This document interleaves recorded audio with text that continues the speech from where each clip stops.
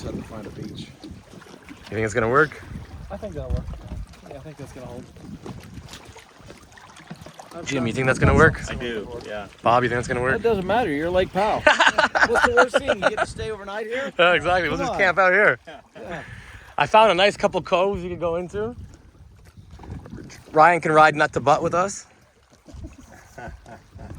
Or we got the We can Axo always Par. drop it at the beach, and you guys can ride double. Ryan would probably like that. Right, that's what he would love it, man. Trust me, he's all about it. These two. He was talking about how he was gonna pay you back. We were telling him, you know, he had to Yeah. get his hands ready, right?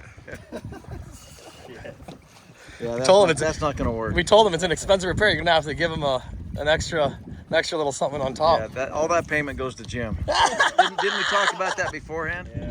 Tips go to Jim. That was the security deposit, I thought. Jim. Oh my god. Well, you got to see some cool canyons today, right? Up close and personal. Yeah. Close and personal.